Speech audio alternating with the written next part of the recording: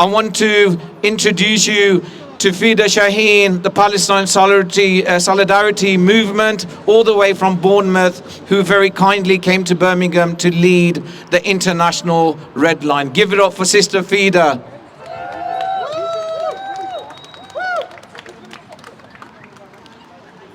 Assalamu alaikum. Good evening, everyone. My name is Feda Shahin. They call me Feda. And I'm from Palestine, from Hebron, Al Khalil. And last time I went to a council meeting, they made me take off my kufiya because they said it's inappropriate. So I got upset. And as people known in Hebron, we're very challenging. So when I went inside, they asked me to name myself. And I said, my name is Feda, but they call me Free Palestine.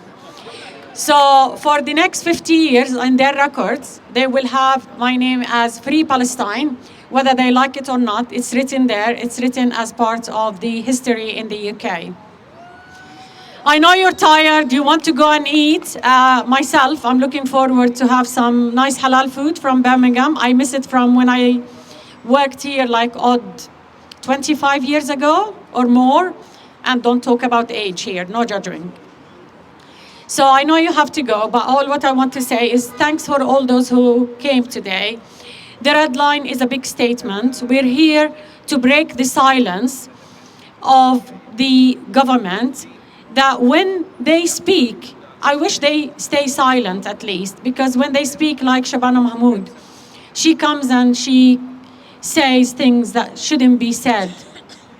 They shouldn't be thought even, because that's disgraceful.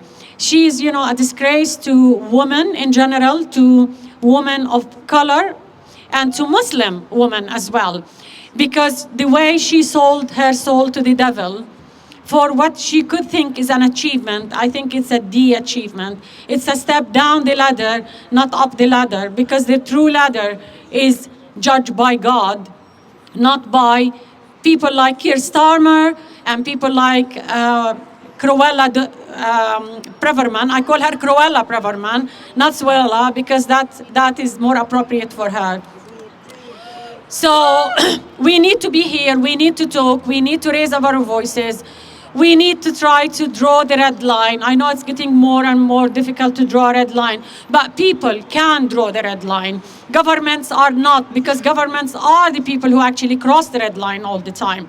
So we need to be here. We need to boycott. We need to attend. We need to speak. And we need to support Palestinians now. There is a ceasefire, and hopefully it's going to be the end of the war. But I do not trust Israelis. I fear every night before I go to bed that I'll wake up in a couple of hours, and then I will hear that the war started again in Gaza. We need to rebuild Gaza emotionally and physically. So you will be needed. You can do as much or as little as you can, but you have to do all what you can. Because one day we're going to be asked by children, by history, by God, most important, what did you do? And think of this every night. What did you do? You have to have a little deed for Gaza, for Palestine every day. Don't go to bed without having that little deed. Even a word, a post, anything that you can do. Thank you very much for coming, and thank you for holding the red line. Thank you. Thank you so much, Feda Shahin and the Palestine Solidarity Movement, all the way from Bournemouth. Thank you for what you do.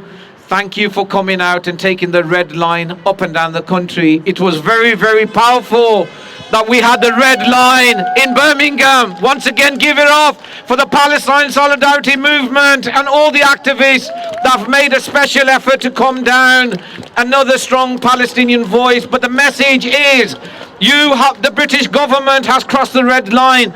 The BBC studios behind me have crossed the red line. And Keir Starmer will now cross the red line by allowing the Maccabi Tel Aviv fans to come into Birmingham. And we have to come out Also, the BBC is complicit in this genocide. It has been referenced that the BBC reports 33 times more in favor of the Zionists than it does towards the Palestinians. So they will give 33 times more coverage than they will for the Palestinians. This is not impartial journalism. This is biased journalism.